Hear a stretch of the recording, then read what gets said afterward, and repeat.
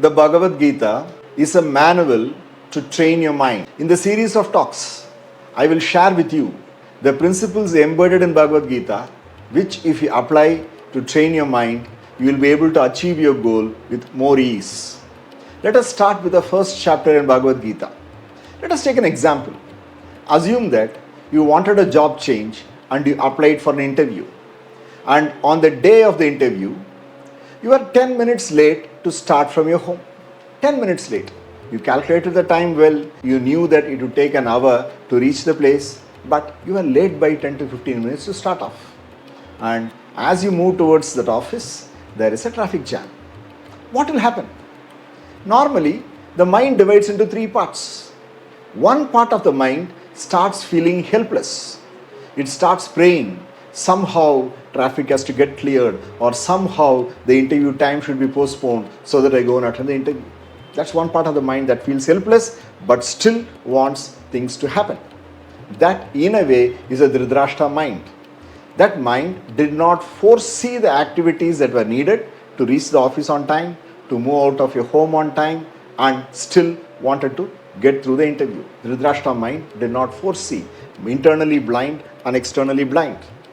You have the second part of the mind which starts getting agitated and aggressive. It starts building up inner confidence that somehow I will make it. And maybe sometimes that mind may also start scolding the traffic, finding fault to the entire system. That's a Duryodhana mind. The aggressive mind which somehow says I will make it happen. That blunt, raw mind which is untrained, powerful, but it is blunt and raw. That's a Duryodhana mind which is completely aggressive. You have the third mind which actually planned the whole process. It planned for the interview, the job change, but 10 minutes late. Why? That extra 5 minutes or 10-20 minutes of sleep, which again was a Duryodhana mind which wanted to enjoy the pleasure of sleeping or having food or whatever. So at this point of time, what will this third mind say?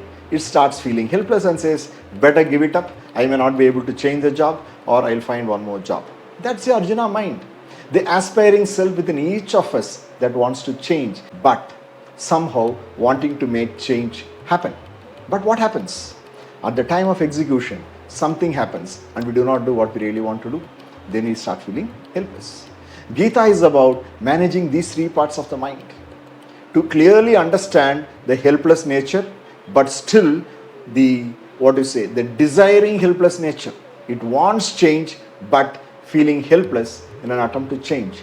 That whole of Mahabharata is about Dhritarashtra completely knowing what he was doing was not right. He clearly knew that he had to give half the kingdom to Pandavas, but he did not take a step forward. He knew that Duryodhana would be killed in the war because Krishna was on the side of the Pandavas. He knew that, but he still hoped that Kauravas or his son would win the battle.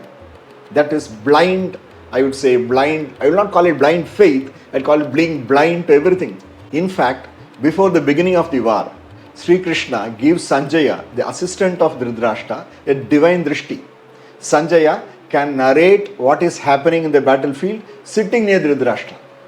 Now, even when the vision was given, Dhritarashtra asks, what are my people doing in the battlefield and what are the Pandavas doing?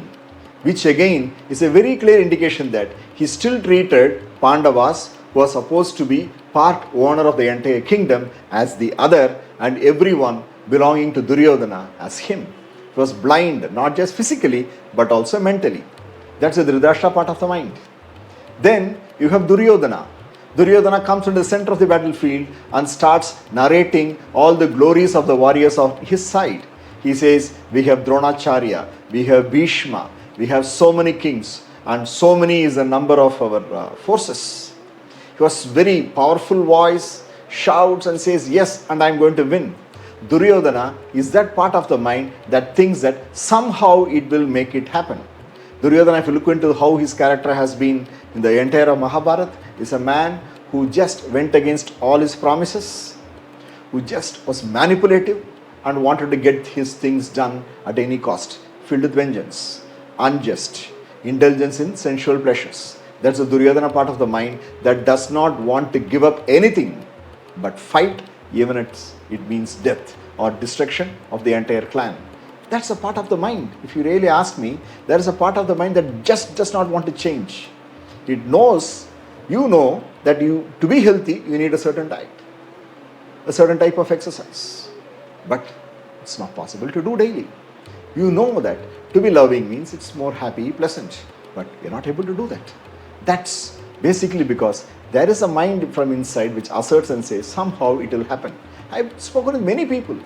They want to come out of disease, they want to somehow change the way in which relationships happen, but the thing is, I will not change. And that's actually a deeper impression which does not allow you to change. These two forces actually dominate the mind, and they even dominate the aspiring self. As one grows older, the aspiring self or the Arjuna loses power because more energy goes into Dhritarashtra and Duryodhana, and we actually feel helpless. All the plan that was done right from childhood to live a happy, enjoyable, pleasant life. Yes, right from teenage, adulthood. If you just look at it, how did you want your life to happen? Very happy, very successful, very pleasant, very healthy. But as one grows older, for a very few people this happens. That is because the other two minds do not allow this to happen. That is where Sri Krishna comes and says, start listening to me. And in Mahabharata, Arjuna went towards Krishna. He told, I will not fight this battle because I have my uncles, my relatives, my brothers, everybody on the other side. I have people who are revered as God on the other side. You have Bhishma, you have Dronacharya, my own guru. How will I fight against them? It's better to die rather than fight against them. This is, in a way, is what happening in our life, where we are not ready to give up anything. We are not ready to give up certain habits, certain behaviors, because those habits and behaviors have actually helped us get a lot of pleasure and a lot of success.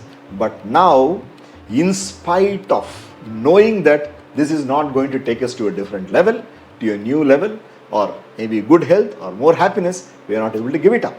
And this is a point where the Arjuna mind or the aspiring self should turn towards Krishna. Krishna is the basic neutral part within each of us, what we call as the breath. If you start connecting with the breath, if you start living life through the breath, if you start doing action as a function of the breath, then slowly life starts happening. That's the essence of Gita. Krishna is a meditative space inside each of us with which each of us should stay connected continuously. Continuously, consistently is the key. Without any expectation, just drop everything and start meditating, be with your breath. That is the essence of Gita actually. Krishna is the meditative space within each of us, and if you're able to connect with it, then things happen. That's what happens to Arjuna. Arjuna just gives up and says to Krishna, I will not fight. Now Krishna comes up and says, I will let you know how to fight and why you should fight and why it is important for you to fight now.